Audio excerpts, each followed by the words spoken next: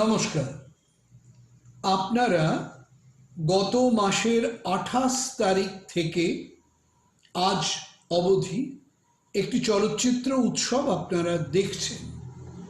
সেই চলচ্চিত্র উৎসবের নাম চিত্রমঞ্জরি। আপনারা জানেন যে এই চলচ্চিত্র উৎসব আয়োজন করেছেন দুটি সংস্থা। একটি শিক্ষা প্রতিষ্ঠান, তার নাম হলো Maulana Abul Kalam Azad university of technology, যেটিকে সংক্ষেপে আমরা বলছি ম্যাকাউট, এবং তারই সঙ্গে বাংলা ওয়ার্ল্ড ওয়াইড নামক একটি সংস্থা, যা বাংলা ভাষা বাংলা সংস্কৃতির জন্য কাজ করে। এই দুটি সংস্থার যুগ্ম প্রয়াসে এই চলচ্চিত্র উৎসব চলছে ২৮ তারিখ থেকে আজকে ৮ তারিখ। প্রতিদিনই আপনারা ৩টি করে ছায়াছবি দেখেন। এই ৩টি ছায়াছবির মধ্যে কোনোটি কাহিনীভিত্তিক, কোনোটি অ্যানিমেশন, কোনোটি আবার তথ্যচিত্র। আপনারা এটাও জানেন যে ছাত্রছাত্রীরা এই ছবিগুলি তৈরি করেছেন। তারা কিভাবে করলেন? এই যে মহামারী যাচ্ছে গত বেশ কয়েক মাস ধরে, এবং আমাদের আশঙ্কা যে আরও চলবে, এই মহামারীর সময় তারা অনেকে অনেক কাজ করেছেন। কেউ ছবি এঁকেছেন, কেউ গান করেছেন, কেউ নানা রকম সৃজনশীল সৃষ্টিমূলক কাজ করেছেন। কিছু ছাত্রছাত্রী তারা ছবি তৈরি করেছেন, ছোট ছোট ছবি, নিজেরাই চিত্র গ্রহণ করেছেন, নিজেরাই তারা শব্দ গ্রহণ করেছেন, নিজেরাই তারা সঙ্গীত সংযোজন করেছেন। এইভাবে তারা মিলেমিশে নিজেরা অভিনয় করেছেন। এই ছাত্রছাত্রীরা এই সব কিছু মিলেমিশে তারা যেটা করেছেন, ছবিটিকে শেষ অবধি একটি পরিবেশনযোগ্য ছবি করে তুলেছেন। সেই ছবিগুলিকে আমরা একত্রিত করেছি এবং তার মধ্যে থেকে আমরা বেশ কিছু ছবি নিয়ে এই চলচ্চিত্র উৎসব আয়োজন করেছি। এর মধ্যে কাহিনীভিত্তিক ছবি আছে, এর মধ্যে তথ্যচিত্র আছে, এর মধ্যে অ্যানিমেশন ছবি আছে। প্রথম ছবিটি আজকে যা দেখবেন, একলা চলো, সেটি একটি তথ্যচিত্র।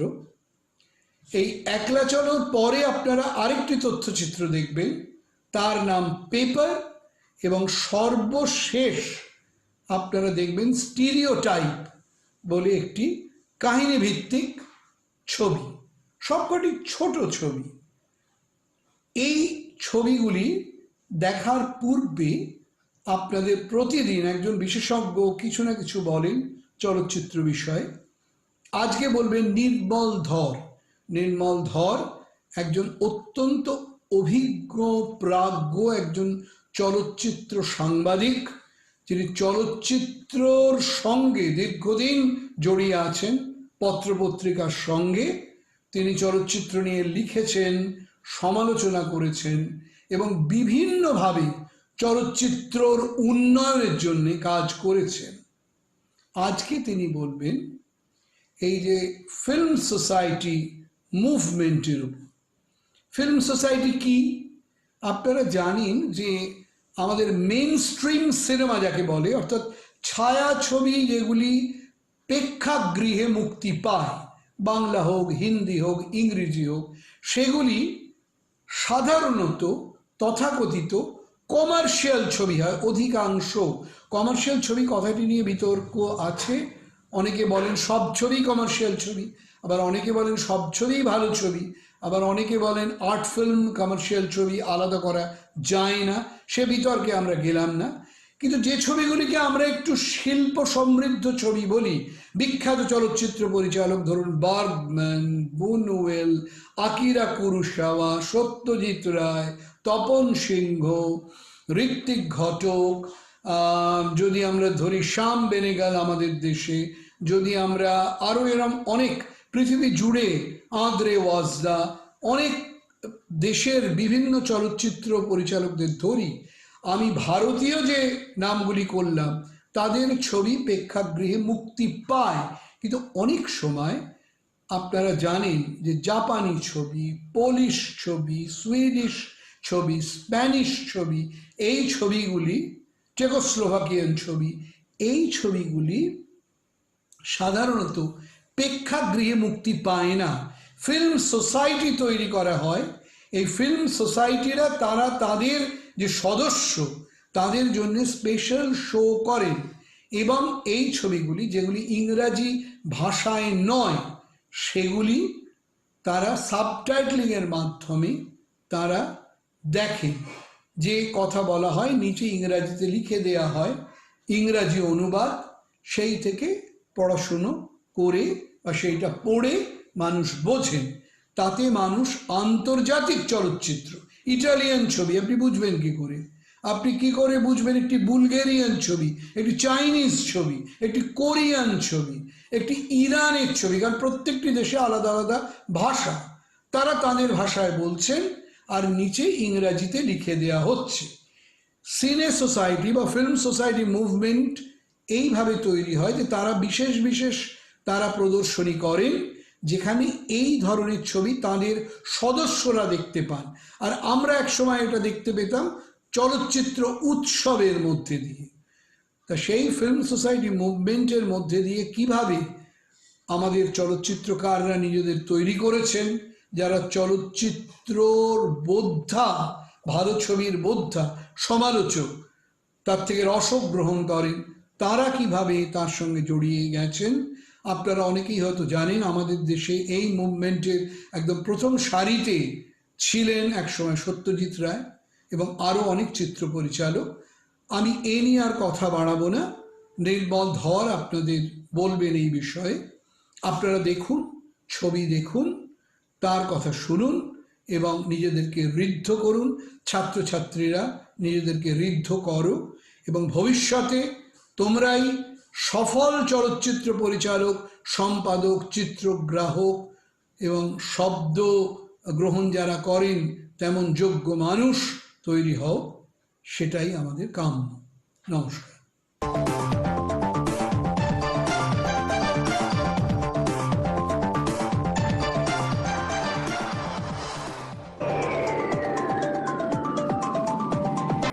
নমস্কার, আমি নির্মল ধর, কলকাতার বয়োজ্যেষ্ঠ চলচ্চিত্র সাংবাদিক। প্রায় 55 বছর হলো বাংলা সিনেমার চর্চা করছি বিভিন্ন পত্রপত্রিকায়। এই মুহূর্তে বোধহয় কলকাতায় আমার চাইতে বয়োজ্যেষ্ঠ আছেন অনেকেই সাংবাদিক হিসেবে, কিন্তু সক্রিয়ভাবে বোধহয় কেউ নেই। সম্ভবত সেই কারণেই আমাকে ডাকা হয়েছে আজকের অনুষ্ঠানের শুভ সূচনা বা একটা ইন্ট্রোডাকশন, মানে ভূমিকা করে দেওয়ার জন্য। ফিল্ম সোসাইটি আন্দোলন আমার আজকের বক্তব্যের বিষয়। আপনারা নিশ্চয়ই সবাই জানেন যে কলকাতা প্রায় স্বাধীনতার কয়েক বছর পর থেকেই ফিল্ম সোসাইটি আন্দোলনের একটা বড় কেন্দ্র বলা যেতে পারে। সেই সময় একমাত্র কেন্দ্র ছিল কলকাতা ফিল্ম সোসাইটি, যেটা তৈরি করেছিলেন সত্যজিৎ রায়, প্রসাদন দাশগুপ্ত, চিরানন্দ দাশগুপ্ত, এরকম কয়েকজন মিলে। এবং তারাই বাংলায় শুধু নয় সারা ভারতবর্ষে চলচ্চিত্র আন্দোলনের বা সিনেমা আন্দোলনের, ফিল্ম সোসাইটি আন্দোলনের অন্যতম প্রতীকী। আমি অবশ্য নিজে ব্যক্তিগতভাবে অত সিনিয়র নই। আমার সিনেমা বিষয়ে আগ্রহ অবশ্যই স্কুল বা কলেজ, স্কুল বলা ভুল হবে, কলেজের সময় থেকেই। এবং আমি ফিল্ম সোসাইটিতে যোগদান করি সম্ভবত 1962-তে, কলেজের শেষ বছরে। তখন কলকাতায় ক্যালকাটা ফিল্ম সোসাইটি ছাড়াও সিনে ক্লাব অফ ক্যালকাটা তৈরি হয়েছে, তাদের মেম্বার হয়েছিলাম। এবং সেই ফিল্ম সোসাইটি আন্দোলন তখন বাংলা সিনেমার পাশাপাশি, মানে ব্যবসায়ী বাংলা সিনেমা এবং অন্য ধরনের বাংলা সিনেমার পাশাপাশি একটা ভালো জায়গা করে নিয়েছিল ছবি বোঝবার জন্য। ছবি বোঝা মানে বিদেশি ছবি, বিদেশের ছবিতে কী ধরনের বিষয় আসে, কেন আসে, তারা টেকনিক্যালি কতখানি আমাদের থেকে এগিয়ে থাকেন, এগুলো জানার, বোঝার এবং দেখার সুবিধা হয়েছিল এই ফিল্ম সোসাইটির পক্ষে, ফিল্ম সোসাইটি আন্দোলনের জন্য। প্রথম দিকে আমরা, মনে আছে 62 থেকে 65 বা 66 সাল পর্যন্ত আমরা মেইনলি দেখতাম ফিচার ছবি, এবং সেগুলো দেখানো হতো কলকাতায়। বিভিন্ন দূতাবাস ছিল তখন, পোল্যান্ড, চেকোস্লোভাকিয়া, রাশিয়ান, আমেরিকা তো ছিলই, ব্রিটিশ কাউন্সিল ছিল, ছিল জার্মান। এই দূতাবাসগুলি তাদের যে সাংস্কৃতিক বিভাগ, সেখান থেকে এরা ছবিগুলো আমাদের দেখাতেন। সপ্তাহে একদিন কি মাসে একদিন, কখনো কখনো সপ্তাহে একদিন, কেন মানে পরপর প্রতি রোববার হয়তো দেখানো হতো। সেখান থেকেই আমরা সুইডেনের ছবি, পোল্যান্ডের ছবি, নেদারল্যান্ডের ছবি, ইটালির ছবি, ফ্রান্সের ছবির সঙ্গে পরিচিত হই। এবং সেই 50 বা 60-এর দশকে ফ্রান্সে যে নব্য তরঙ্গ বলা হয়, মানে নিউ ওয়েভ বা ফ্রেঞ্চ নিউ ওয়েভ, নুভেল ভগ যে আন্দোলনকে বলা হয়, সেই আন্দোলনের যারা পুরোধা ছিলেন, গোদা, ত্রুফো, রিবেদ, অ্যালা রেনে, এদের সবার ছবি কিন্তু আমরা এই ফিল্ম সোসাইটির মাধ্যমে, ফিল্ম সোসাইটি বিভিন্ন ধরনের ফেস্টিভ্যাল করতো, এই ফেস্টিভ্যালের মাধ্যমে আমরা দেখতে পেতাম।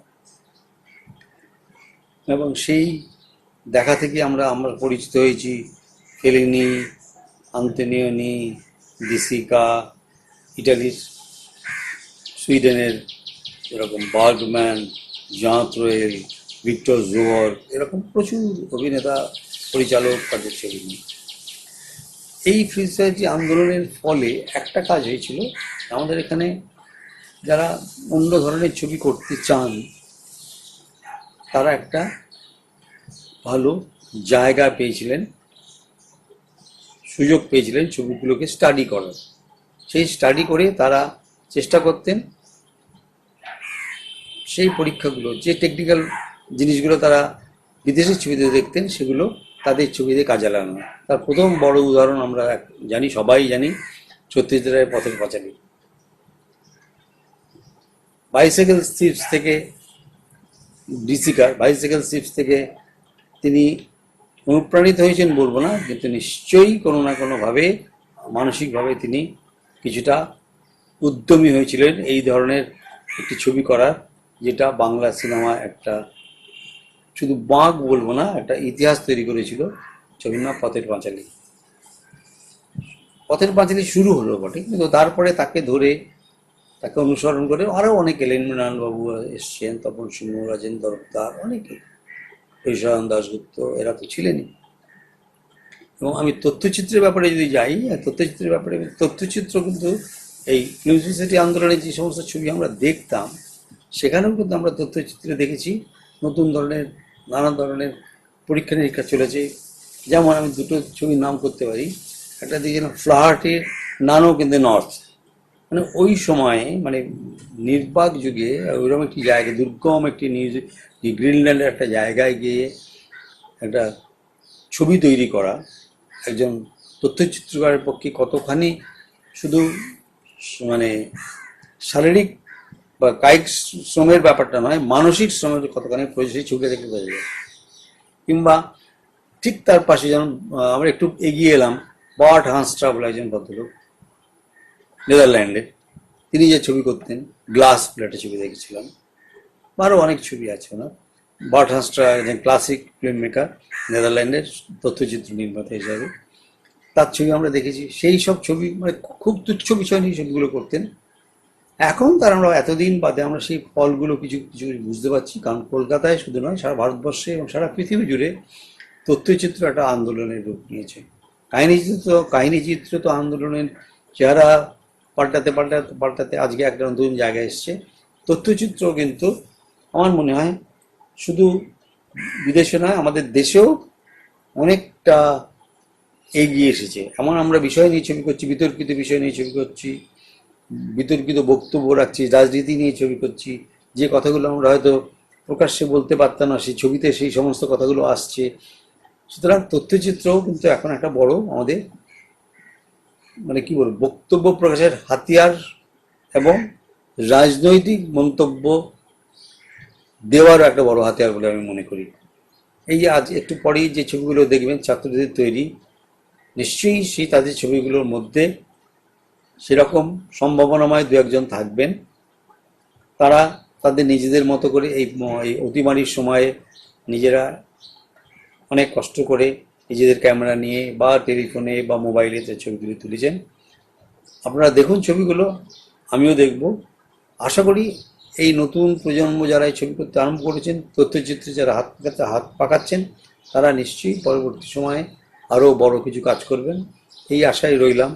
আপনারা এদের উৎসাহ দিন, এদের কাজকে অ্যাপ্রিসিয়েট করুন, তাহলেই এরা আরও এগিয়ে যেতে পারবে। নমস্কার।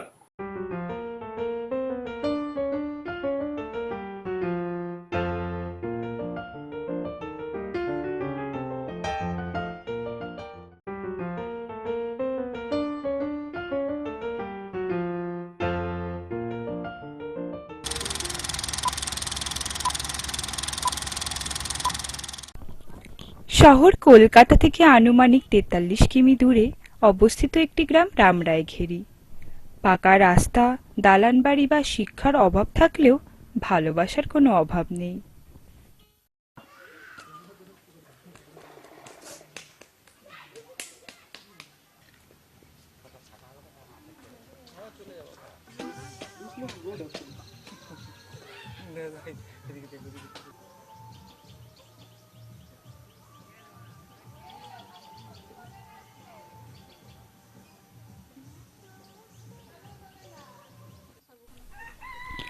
ঊনিশশো সাল থেকে একাল বিদ্যালয় একটি অলাভজনক সংস্থা শিক্ষার আলো পৌঁছে দিচ্ছে এরকমই হাজার হাজার গ্রামাঞ্চলে। সারা ভারতে আজ প্রায় তাদের ৯৬,০০০-এরও বেশি স্কুল আছে। প্রত্যেকটা স্কুল চালিত হয় একটি শিক্ষক দ্বারা। পুঁথিগত বিদ্যার পাশাপাশি বাচ্চাদের সামাজিক শিক্ষা, সংস্কার এবং স্বাস্থ্য নিয়ে সচেতন করা হয়। প্রথমত আমাদের এই একল বিদ্যালয় ২০০৬ সাল থেকে শুরু হয়েছে ক্যানিংয়ে। প্রথম আমি ৬ সালে আচার্য ছিলাম, ৩০ বাচ্চাকে পড়াতাম। তারপর আমি ২০১২ সালে সঞ্চে উঠে আছি, সঞ্চ প্রমুখ হিসাবে কাজ করছি। গ্রামবাসীরা এখানে আমার ক্যানিং সঞ্চে একটু রাজনৈতিক সমস্যা থাকলেও এটাকে গ্রামবাসীরা খুবই ভালোভাবে গ্রহণ করেছে এই বিদ্যালয়। আর আমার বেশিরভাগ এসটি এরিয়া আছে, সেগুলো খুবই গরিব, তাদের টিউশন করার পয়সাও নেই। সেই জন্য সকাল ৬টা থেকে ৯টা পর্যন্ত যে টিউশনের মতো বাচ্চারা এসে পড়ে, এতে গ্রামবাসীরা খুবই খুশি, মায়েরা তো খুবই খুশি। রাজনৈতিক সমস্যা বলে যে এটা কোনো মানে বিধি স্কুল টিস্কুল কি এরকম ধরনের কথা উঠে আসে গ্রামের থেকে। তবুও গ্রামবাসীরা বাচ্চা পাঠায়, এটাকে মেনে নিয়েছে সবাই ভালোভাবে। এখানে সব বাচ্চারাই আছে, এখানে কিছু কিছু মুসলিম বাচ্চারাও আসে। আমাদের যে সংস্কারের প্রার্থনা হয় সেগুলোও তারা করে। অন্য ধর্মের হলেও আমাদের আগে বলে নেওয়া হয় যে আমাদের এখানে এরকম ওঙ্কার ধ্বনি হয়, সরস্বতী বন্দনা হয়, আমাদের যা যা সংস্কার হয় এগুলো আমরা বলে নিয়েই বাচ্চা ভর্তি করি, সেগুলো ওরা এলেও করে।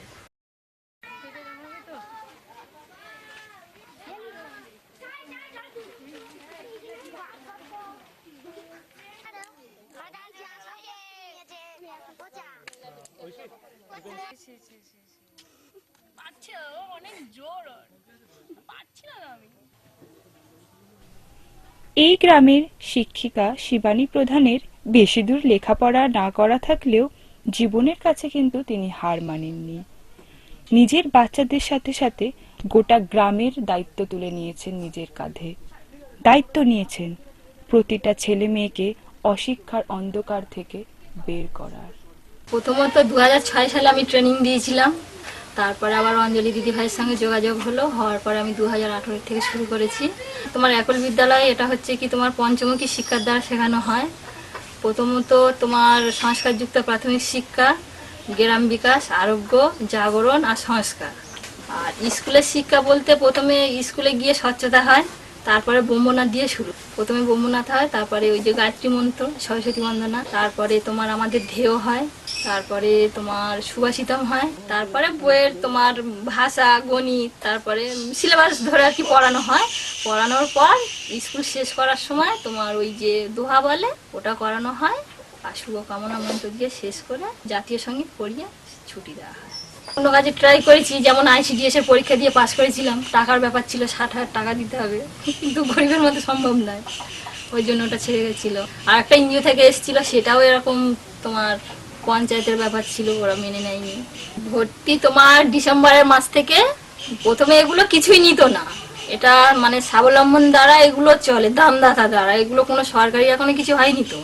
তাও আগে কিছু নিত না, তারপরে আমি যখন থেকে জয়েন করলাম তারপরে হলো কি যে 100 টাকা করে ভর্তি ফি নিতে হবে, ওটা বছরে। তা ওটা বছরে নিয়ে এবার সেই 100 টাকা করে ভর্তি ফি নিয়ে আমাদের যে অঞ্জলি দিদি ভাই ওনাকে দিতে হবে। আবার এরকম নিয়ে আরও এরকম স্কুল যাতে বাড়ে কিংবা চলে, ওরা মানে সেই স্বাবলম্বনটা দেবে ওরা, তার জন্য টাকাটা তুলে নেয়। এবারে তোমার গাঁটির থেকে 3,500 করে টাকা দিতে হবে। এবার 25 জন বাচ্চা 100 করে টাকা নিলে তো হবে না, তা সেটা নিয়ে এবার কিছু গাঁটির থেকে দিয়ে দিলাম। তারপর এবারে বললো যে 200 টাকা করে টাকা নিলে ওটা মেকআপ হবে আর কি, ওটা গাঁটির থেকে দিতে হবে না।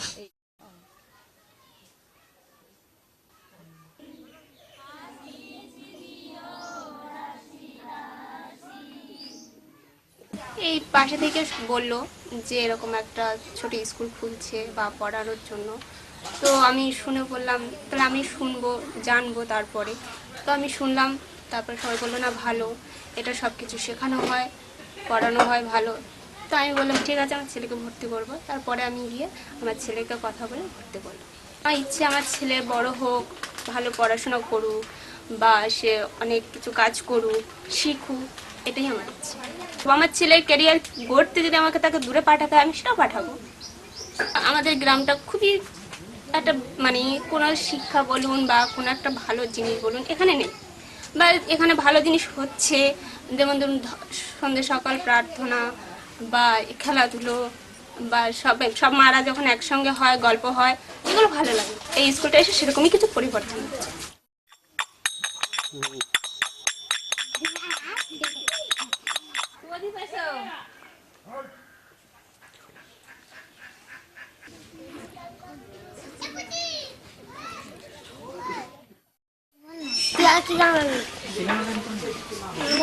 সোনা রে সোনা রে, কাছে আয়না রে, কাছে এসে ছোট করে ক্লিপ দেনা রে। আমি মাস্টার হতে চাই, আমি ডাক্তার হতে চাই। তোমার দিদিভাই এখানে এসে আমাদের পড়াশোনা করায় বা আমাদের ঠাকুর আনা করায়। ওই যে আমাদের ওখানে 4 ঠাকুর আছে, 4 ঠাকুর আনা করায়, বা এখানে খেলা করায়, রবিবার করে খেলা করায়। আরও আমাদের শিক্ষার জাতীয় সঙ্গীত, আমাদের পড়া ট্রাফিক ছুটি হয়ে গেলে, এই একল অভিযান ছুটি হয়ে গেলে তবে আমাদের জাতীয় সঙ্গীত পড়িয়ে আমরা বাড়ি যাই। বাড়িকে স্নান করে পান্তা খেয়ে স্কুলে যাই। ছুটির দিন আমরা খেলা করি, মা যেগুলো কাজ বলে সেই কাজ করি। ওই এটা আস্তে কথা বলো। নাচবি তোরা?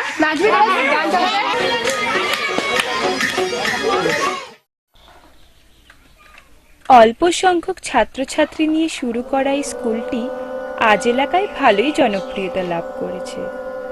সরকারি স্কুলে উপস্থিতের হার কম থাকলেও নিয়মিত কিন্তু তারাই বিদ্যালয়ে আসে। হয়তো এভাবেই একদিন শিক্ষার আলোয় আলোকিত হবে গোটা ভারতবর্ষ।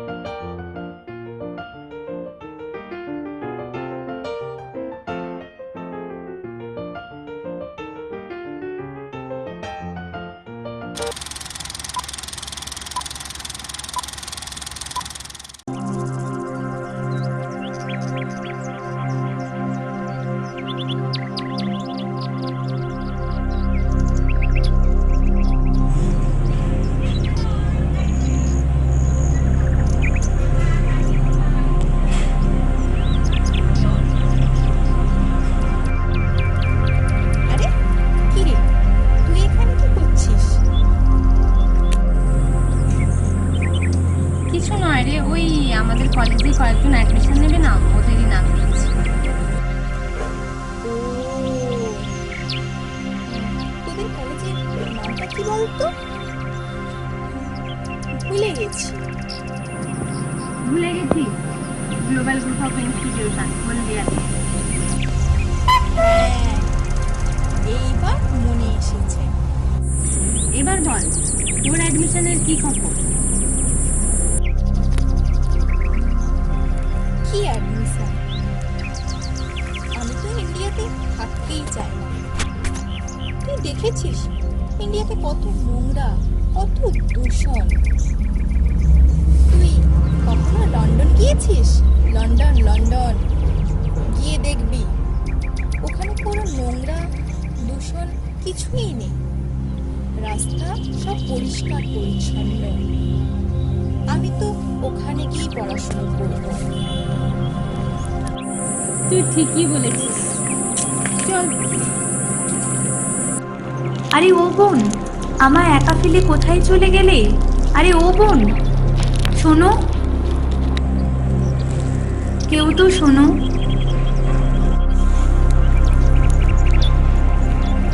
আরে আরে দিদি, ও দিদি, আরে এদিকে দেখো কেউ। হ্যালো, আরে আরে দিদি, ব্লু শার্ট। হ্যালো দিদি, শোনো, কেউ তো শোনো।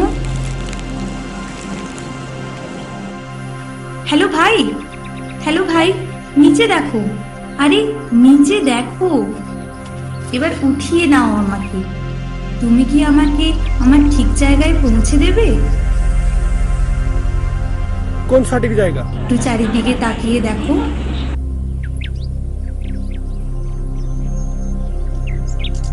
ডাস্টবিন? হ্যাঁ, ঠিক ধরেছ। এবার ওইখানে পৌঁছে দাও। চলো, ঠিক আছে। ভারতের ভবিষ্যৎ তো উজ্জ্বল।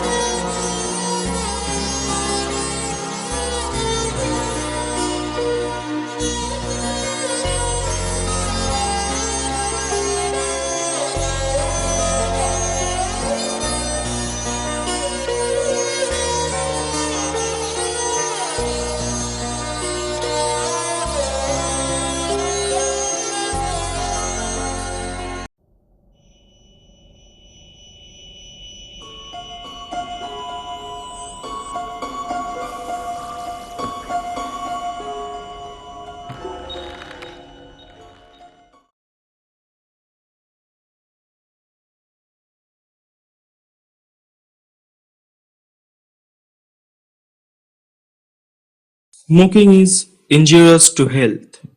It causes cancer. ধূমপান স্বাস্থ্যের পক্ষে ক্ষতিকারক। এটি ক্যান্সারের কারণ।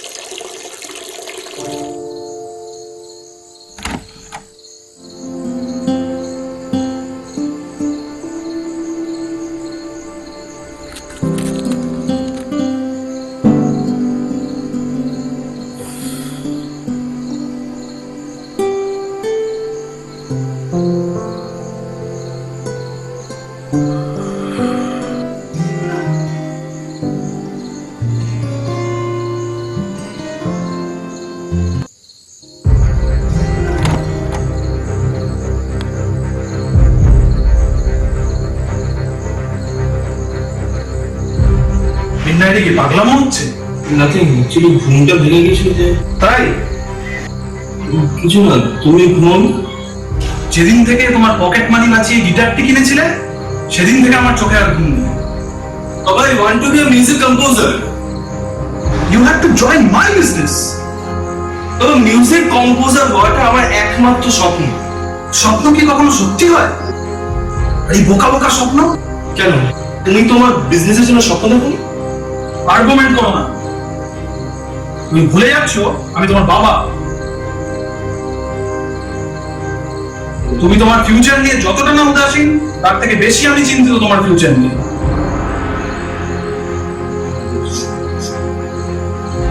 বাহ, বেডরুমটাকে তো পুরো স্মোকিং রুম বানিয়ে ফেলছো। তোমার এই ব্যান্ডের রাস্কেল গুলোর সাথে মিশে ভালোই উন্নতি হচ্ছে বলছি। একটা কথা বলে দিচ্ছি, কান খুলে শুনে রাখো, এখন থেকে তোমার গানের ক্লাস, ব্যান্ড সব বন্ধ। বাবা, I can't live without music. Try to understand.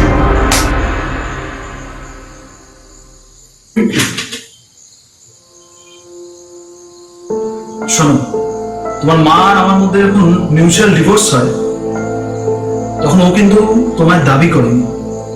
কেন জানো? কারণ ও জানতো তোমার একটা সিকিউর ফিউচার আমি একমাত্র দিতে পারি, কারণ আমি একজন সফল বিজনেসম্যান আর ও একজন সাধারণ শিল্পী মাত্র। Don't say anything. তোমার কোনো কথা আমি শুনতে চাই না। এখন ঘুমিয়ে পড়ো, কাল থেকে শুধুমাত্র পড়াশোনায় কনসেন্ট্রেট। বাবা, বাবা, listen, বাবা, I don't live without music. বাবা, please, বাবা, listen. I love music, বাবা। বাবা, I love music, man. I don't live without music, বাবা। বাবা,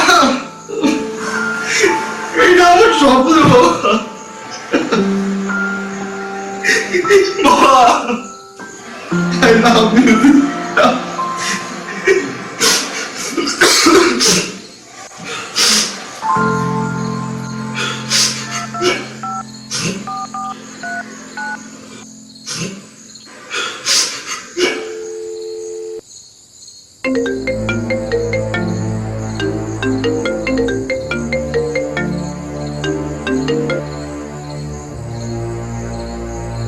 হ্যাঁ ভাই বল, এত রাতে?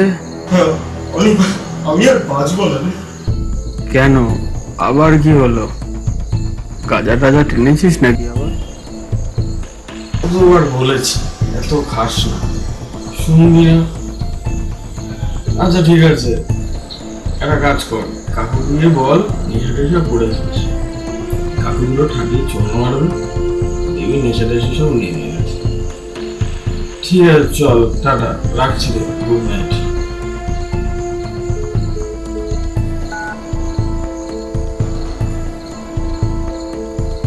আবার কি হলো রে? বললাম তো ঘুমিয়ে পড়। You love it again? Music. Only music. তারপর বাবা, তার বিজনেসটা আমার ঘাড়ে চাপাতে চাইছে। আমি কি করব বলতো?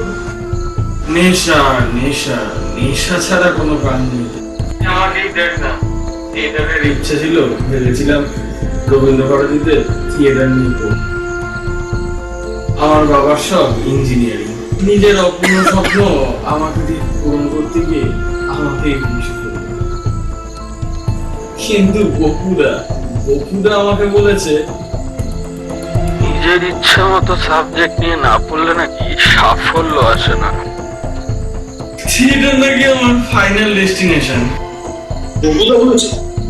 হ্যাঁ রে, আর বলেছে তুই যা রেজাল্ট করবি তাতে আর চাকরি বাকরি হবে না, তোর ওই বিদ্যে থিয়েটারের সেট ডিজাইন ক্ষেত্রেই কাজে লাগবে। এই রাখি রে, খুব ঘুম পাচ্ছে, tata.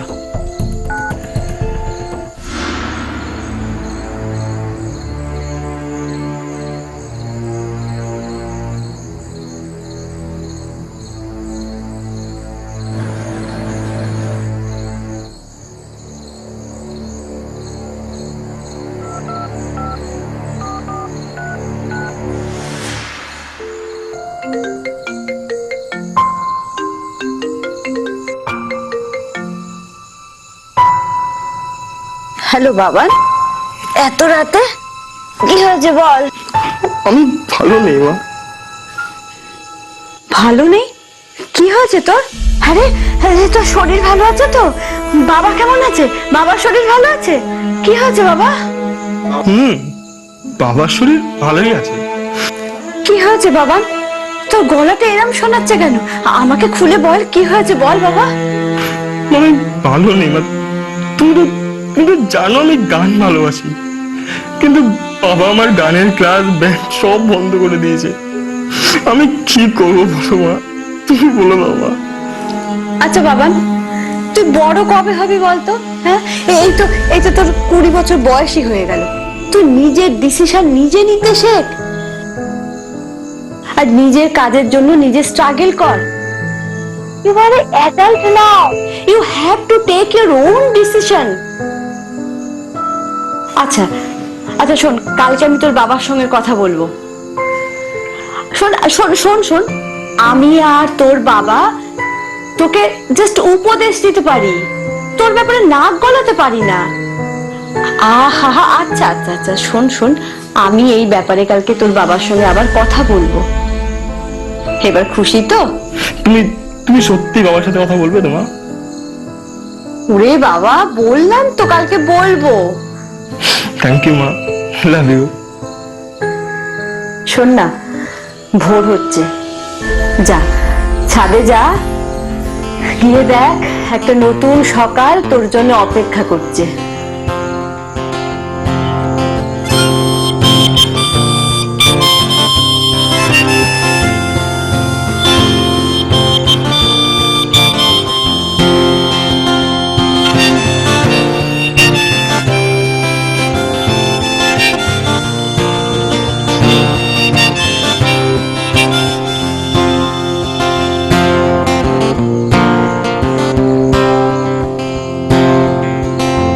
Yes, and how many roads must a man walk down before you can call him a man? Yes, and how many seas must the white dove sail before she sleeps in the sand? Yes, and how many times must the cannonball fly before the forever band? The answer, my friend, is blowing in the wind. The answer is blowing in the wind.